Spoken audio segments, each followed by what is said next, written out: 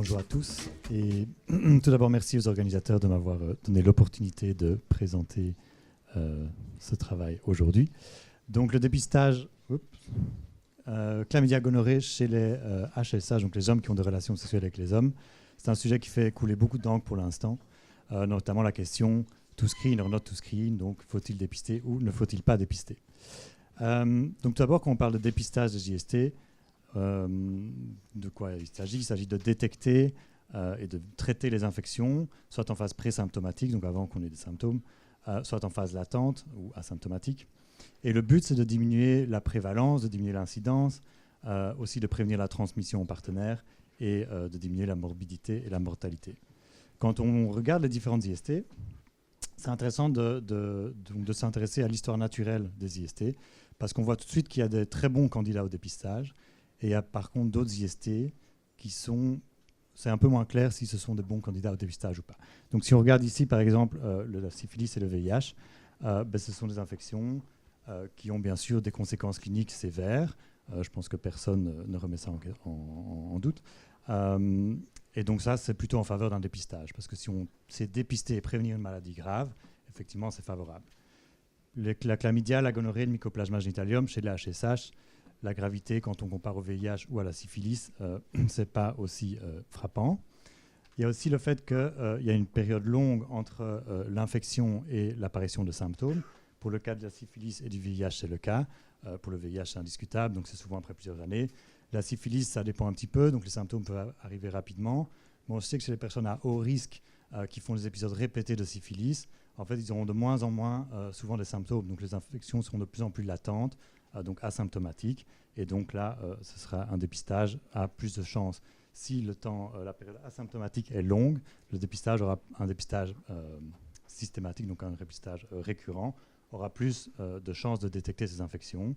On sait que pour la chlamydia, la gonorrhée et le mycoplasme, les symptômes, ils apparaissent assez rapidement après l'infection. Après, on a aussi des infections asymptomatiques qui peuvent persister. La question, c'est quelle est la contagiosité de ces infections asymptomatiques. Ça, ce n'est pas très clair. Et aussi le fait que ces infections vont disparaître spontanément.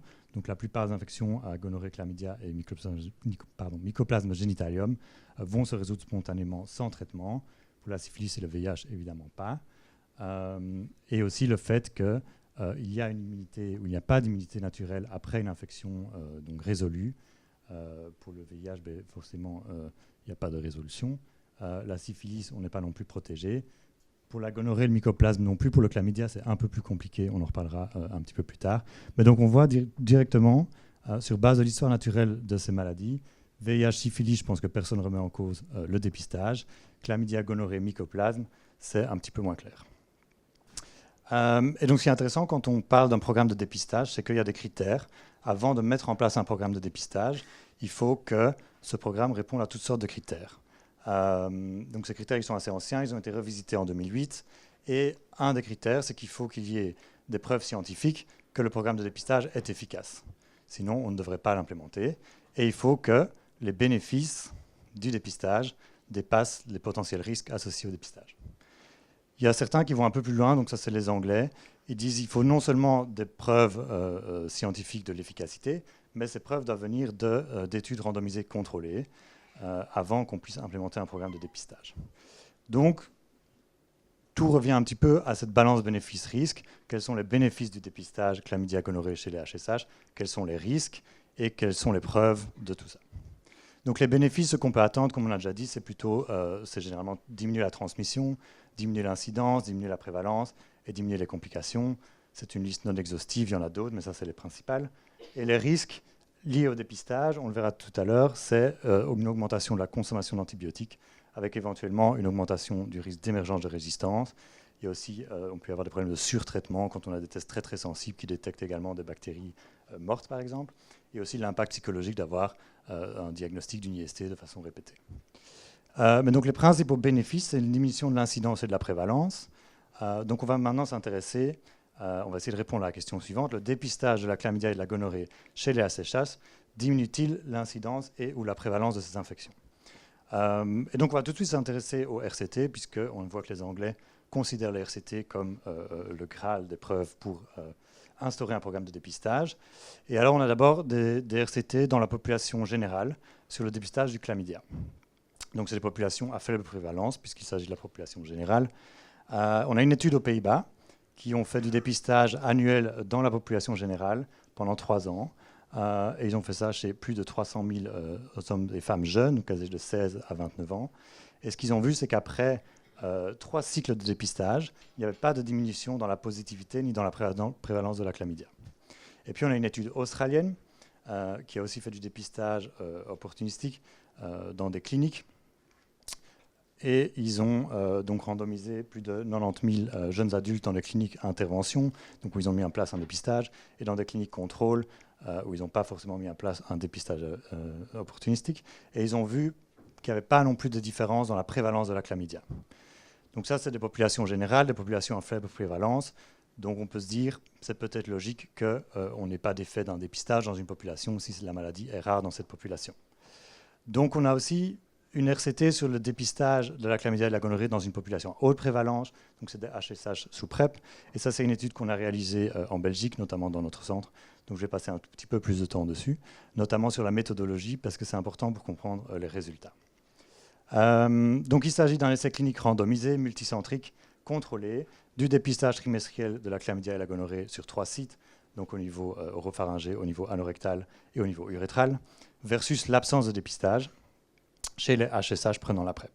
Et cette étude, elle s'est déroulée dans 5 centres en Belgique. C'est ce qu'on appelle des centres de référence VIH. Donc c'est les centres dans lesquels on fournit le traitement du VIH, et notamment la PrEP. Donc toutes les personnes qui prennent la PrEP en Belgique sont suivies dans des centres comme ceci. Il y en a 12 en Belgique et 5 ont participé à cette étude qui a eu lieu donc, entre septembre 2020 et août 2022. Donc quel était l'objectif primaire? C'était d'évaluer si l'absence de dépistage de la chlamydia et de la gonorrhée chez les HSH sous PrEP était non inférieure au dépistage 3 sites trimestriel, donc on va appeler ça dépistage 3x3 pour le suite de la présentation, en termes du taux d'incidence de ces infections sur une période de 12 mois. Donc ça, c'était l'objectif primaire. On avait aussi des objectifs secondaires qui étaient la même chose, mais pour les infections symptomatiques, et aussi la consommation d'antibiotiques dans les 2 bras de l'étude. C'est une étude de non-infériorité, donc la non-infériorité du bras absence de dépistage était prouvée si la limite supérieure de l'intervalle de confiance à 95% du ratio des taux d'incidence est inférieur à 1,25. C'est une très longue phrase, mais on verra un petit peu plus tard ce que ça veut dire. Et donc, qu'est-ce qu'on a fait en pratique? On a inclus 1014 HSH sous PrEP. On les a randomisés avec un ratio 1,1 dans un groupe qui était dépisté, donc il y avait le dépistage 3x3, un groupe qui n'était pas dépisté. Et qu'est-ce qu'on a fait? On a regardé l'incidence de la gonorrhée, la chlamydia, la syphilis, la consommation d'antibiotiques dans les 2 groupes et on les a comparés. Donc forcément, qu'est-ce qu'on a fait en pratique? Puisque si on ne dépiste pas, c'est difficile d'avoir un chiffre d'incidence. Donc ce qu'on a fait, donc on a suivi les personnes dans l'étude comme dans un suivi PrEP normal, ça veut dire tous les 3 mois, une visite tous les 3 mois. Quand on les a inclus dans l'étude, donc c'est D0, on les a randomisés. Ensuite, on a fait un testing 3 sites chlamydia gonorrhée chez tout le monde, donc un frottis oropharyngé, un frottis anorectal, un test d'urine. On a fait un pool, c'est-à-dire qu'on a mélangé les 3 prélèvements qu'on a analysés et on a traité tous les individus qui avaient un test positif pour faire en sorte que tout le monde commence l'étude au même niveau. Et ensuite, l'intervention, elle a vraiment eu lieu aux 3 visites suivantes, donc après 3 mois, 6 mois et 9 mois. Ce qu'on a fait, c'est qu'on a fait du tri-site testing, donc on a pris les mêmes échantillons qu'à la première visite. Mais dans le groupe qui était dépisté, on a traité tous les individus qui avaient un résultat positif. Donc c'est comme dans le suivi normal, on prend les 3 échantillons, on les analyse, si c'est positif, on traite. Dans le groupe qui n'était pas dépisté, on a uniquement traité les individus qui avaient des symptômes. Donc les personnes qui étaient asymptomatiques, en fait, on ne communiquait pas le résultat, donc ni le médecin ni le patient étaient au courant du résultat, donc les personnes ne savaient pas si c'était positif ou négatif. Évidemment, s'ils avaient des symptômes, alors on révélait le résultat et on traitait les patients. Et ça nous permet du coup de compter, de calculer une incidence et de comparer les 2 groupes. Et puis à la dernière visite, on a fait comme à la première visite, donc on a fait chez tout le monde un testing aux 3 sites et on a traité tous les individus positifs, puisque c'était les guidelines en vigueur à l'époque pour le suivi de la PrEP en Belgique. Donc si on regarde les résultats, l'âge moyen, donc ça c'est les données sociodémographiques, l'âge moyen était de 39 ans, la grande majorité était des hommes, le nombre de partenaires dans les 3 mois qui précédaient la première visite était de 4, dont 2 avec qui les personnes avaient des rapports non protégés, donc la médiane. Ce qui est intéressant, c'est qu'environ 40% des individus avaient consommé des antibiotiques dans les 6 mois qui précèdent le début de l'étude, donc c'est énorme, et les macrolides étaient les antibiotiques le plus fréquemment rapportés. Donc ça, c'est les résultats de l'analyse primaire de l'étude. Donc ce qu'on voit ici, c'est le ratio entre le taux d'incidence dans le groupe qui n'est pas dépisté versus le groupe qui est dépisté. Donc tout ce qui est supérieur à 1 veut dire incidence supérieure dans le groupe non dépisté. Et on voit aussi les intervalles de confiance à 95%. La première ligne ici, c'est quand on prend chlamydia et gonorrhée ensemble, donc l'incidence des deux combinés, et on voit que l'incidence est supérieure dans le groupe non dépisté que dans le groupe dépisté. Par contre, si on stratifie chlamydia et gonorrhée séparément, on voit qu'en fait, l'incidence de la gonorrhée n'est pas statistiquement significativement plus élevée dans le groupe non dépisté que dépisté, et c'est uniquement l'incidence de la chlamydia qui est plus élevée. Mais il y a un problème avec cette analyse, et je vais vous expliquer maintenant pourquoi. C'est ce qu'on appelle le biais des infections non résolues. Donc ici, on prend l'exemple d'un participant de l'étude qui a testé négatif pour la gonorrhée à la baseline, testé positif après 3 mois, après 6 mois de nouveau positif, et après 9 mois négatif à nouveau. Si cet individu est dans le groupe qui est dépisté, il n'y a qu'une seule explication possible, c'est qu'il a contracté une gonorrhée asymptomatique qui a été détectée par le dépistage, il a été traité, et puis il a recontracté une gonorrhée asymptomatique qui a de nouveau été détectée pendant le dépistage et qui a de nouveau été traitée. Mais si cet individu est dans le groupe absence de dépistage, il y a 2 options possibles. Soit il s'agit d'une gonorrhée asymptomatique qui s'est résolue spontanément, et puis l'individu s'est réinfecté. Dans ce cas, cet individu a eu 2 infections. Soit il s'agit de la même infection qui a en fait persisté pendant toute cette période. Et donc en fait, dans notre analyse primaire, on a compté toutes nos infections comme ceci. Donc ce genre de cas, on a toujours compté ça comme 2 infections dans le groupe qui n'était pas dépisté. Et donc on a fait une analyse de sensibilité dans laquelle on a compté les infections comme ceci. Donc des infections consécutives dans le groupe qui n'était pas dépisté ont été comptées comme une seule infection. Sauf si on avait l'évidence d'un traitement antibiotique à un moment qui était efficace contre ce pathogène, alors on a quand même compté ça comme 2 infections. Et donc, on sait que c'est un problème pour la gonorrhée, mais pour la chlamydia encore plus, puisqu'un chlamydia asymptomatique a tendance à rester plus longtemps qu'un gonocoque asymptomatique. Et donc, si on regarde les résultats de l'analyse de sensibilité, on voit qu'en fait, ils sont tous devenus non significatifs. Donc, quand on prend les 2, l'indicateur combiné, la gonorrhée qui était déjà non significative et la chlamydia est devenue non significative. Si on regarde en termes d'infection symptomatique, on voit de nouveau que l'indicateur combiné n'est pas significatif, la gonorrhée non plus. Par contre, on a une augmentation significative de l'incidence de chlamydia symptomatique dans le groupe qui n'est pas dépisté. Donc ce qu'on conclut de notre étude, c'est que le non-dépistage de la chlamydia et de la gonorrhée chez les HSH qui prennent la PrEP est potentiellement associé à une incidence plus élevée d'infection asymptomatique à chlamydia mais pas à gonocoque. Si on prend en compte le biais de l'infection non résolue, alors on n'a plus de différence. Et on a aussi, par contre, on a une augmentation significative du nombre d'infections symptomatiques à chlamydia. Donc ça, c'est la RCT chez les HSH. On a vu les RCT dans la population générale. Et les RCT, c'est bien, mais ce n'est pas tout. Donc on va un petit peu voir d'autres types de preuves sur le dépistage et l'effet sur l'incidence et la prévalence. Ceci, c'est une revue systématique d'études observationnelles. Donc c'est des études de cohorte où ils ont fait du dépistage, généralement 3 sites. Et on voit la prévalence au cours du temps. Et chaque ligne de couleur représente une étude. Et en fait, ce qu'on voit, c'est un peu de tout, sauf une diminution franche. Parce qu'on pourrait s'attendre, si on dépiste des individus aux 3 sites et que le but c'est de diminuer la prévalence ou l'incidence, on pourrait s'attendre à avoir une diminution de la prévalence au cours du temps. Ici, ça n'a pas l'air d'être le cas. Donc, il y a, pour la gonorrhée et pour la chlamydia, pour les 2, ça n'a pas l'air de réellement diminuer la prévalence. Donc on a d'autres études observationnelles. Ça, c'est une autre étude qui a été faite en Belgique. Donc la PrEP en Belgique, ça a été introduit officiellement en 2017, mais avant ça, il y a eu une étude d'implémentation qui a démarré en 2015, et on a donné la PrEP à 200 HSH pendant 18 mois. Et on a aussi étudié du coup la prévalence de la chlamydia, la gonorrhée et du mycoplasme génitalium. Ce qu'on a fait au début, c'est qu'on a fait du dépistage 3 sites pour la chlamydia et la gonorrhée pendant toute l'étude. Et au début, on a aussi fait du dépistage 3 sites pour le mycoplasme, qu'on a assez rapidement arrêté. Je vous expliquerai pourquoi plus tard. Et ce qu'on voit, c'est que la prévalence est stable. Donc pour le mycoplasme, on a une diminution au début, puis de nouveau une petite augmentation, puis ça reste stable. Et pour la chlamydia, la gonorrhée, on voit qu'on a beau dépister des individus tous les 3 mois à 3 sites pendant 18 mois, et on n'a pas d'effet sur la prévalence. Et ceci, c'est une étude qui a été publiée la semaine passée, que je trouvais très intéressante. C'est un suivi d'une étude de cohorte de PrEPers aux Pays-Bas. Et ils ont suivi donc pendant 4 ans des utilisateurs de PrEP. Ils ont fait du dépistage 3 sites tous les 3 mois. Et ici, on voit donc le rapport d'incidence qui compare la première année par rapport aux années qui suivaient.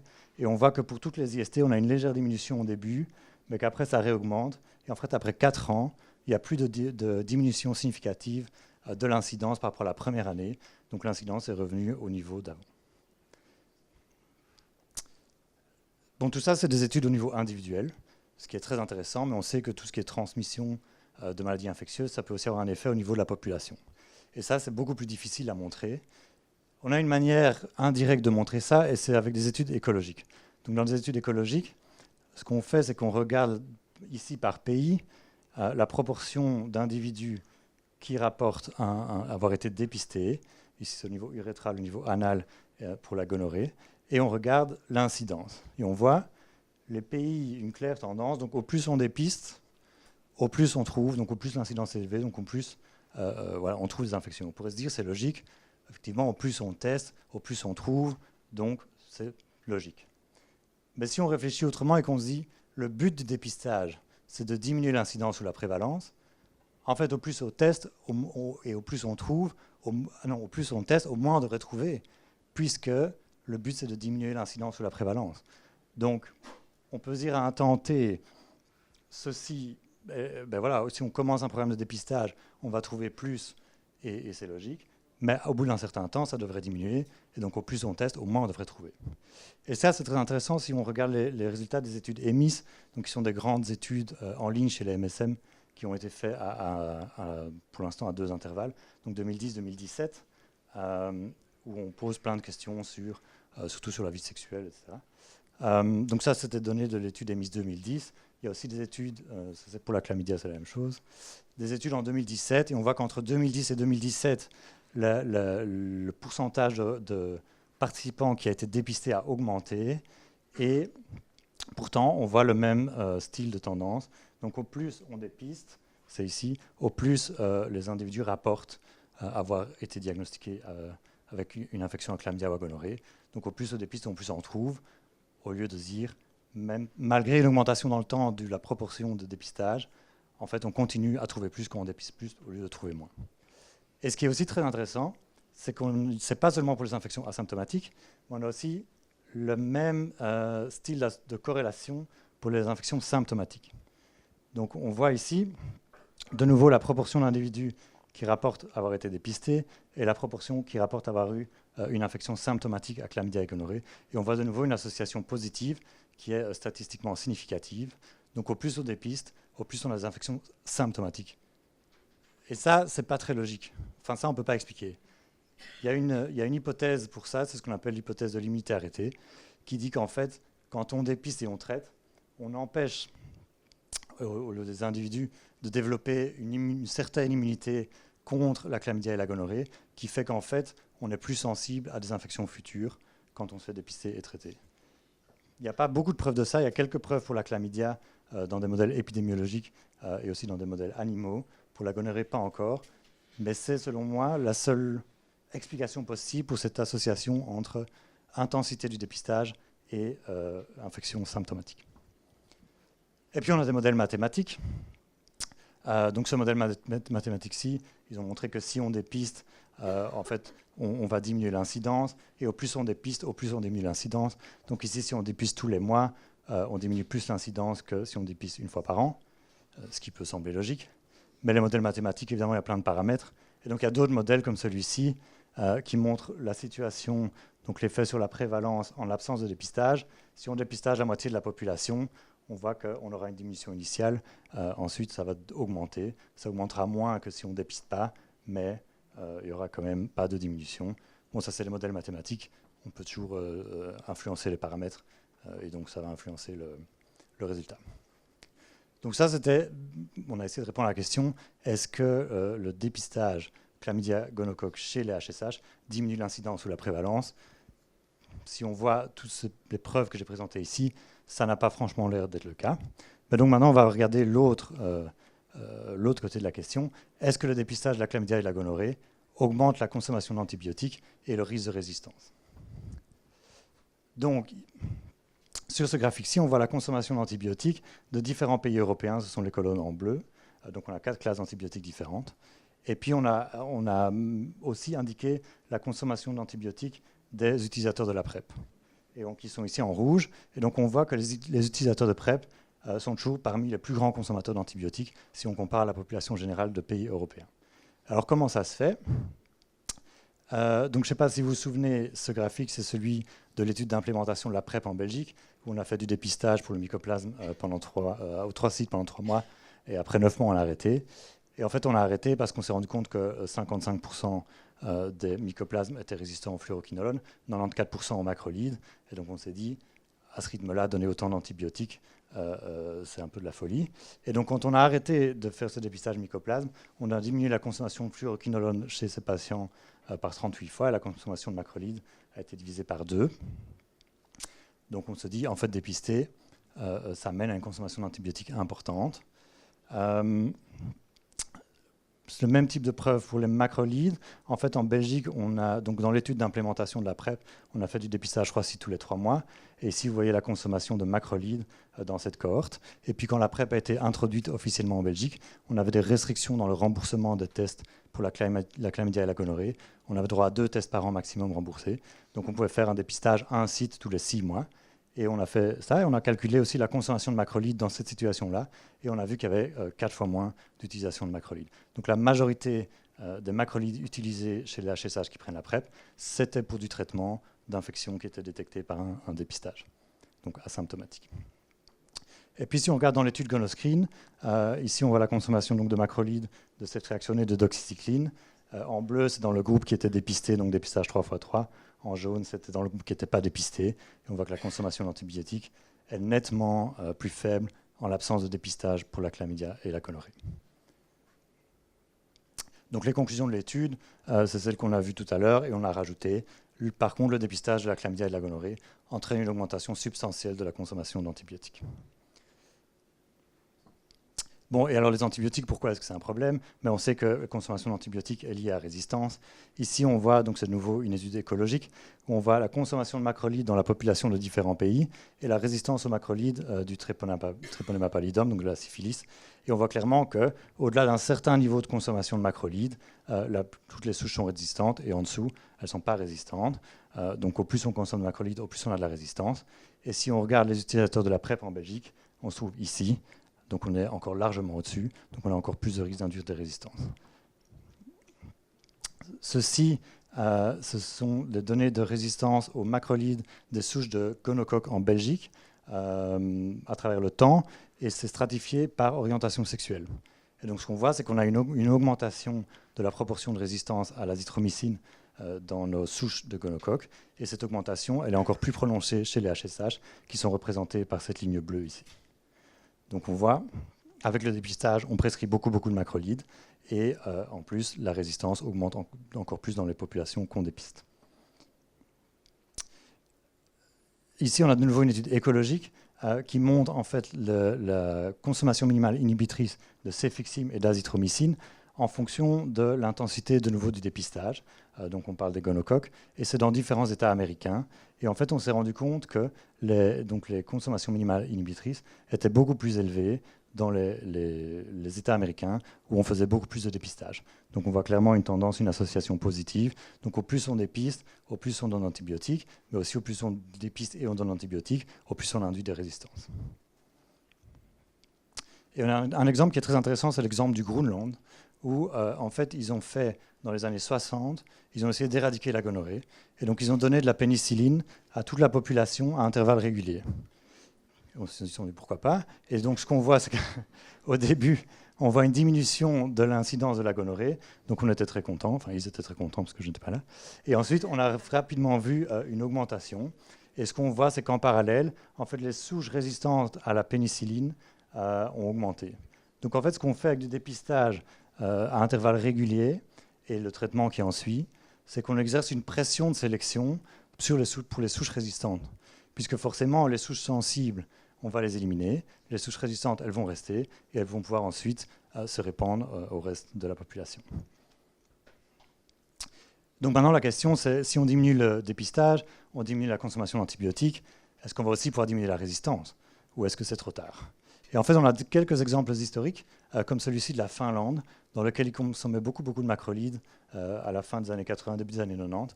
Et donc, on a vu augmentation de consommation de macrolides ici en haut, était associée à une augmentation de la résistance. Ici, c'est dans les streptocoques. Et ensuite, ils ont mis en place des interventions pour réduire la consommation de macrolides.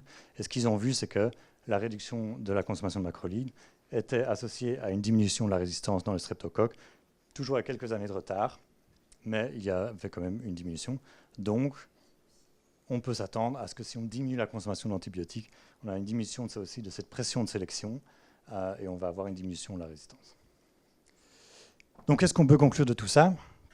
C'est que le dépistage régulier et systématique de la gonorrhée et de la chlamydia chez les HSH semble peu efficace à réduire l'incidence et la prévalence de ces infections. Par contre, le dépistage est associé avec une augmentation substantielle de la consommation d'antibiotiques et un risque d'induction de résistance. Et donc les bénéfices d'un dépistage régulier et systématique de la chlamydia et de la gonorrhée chez les HSH ne semblent pas l'emporter sur les risques. Merci pour votre attention.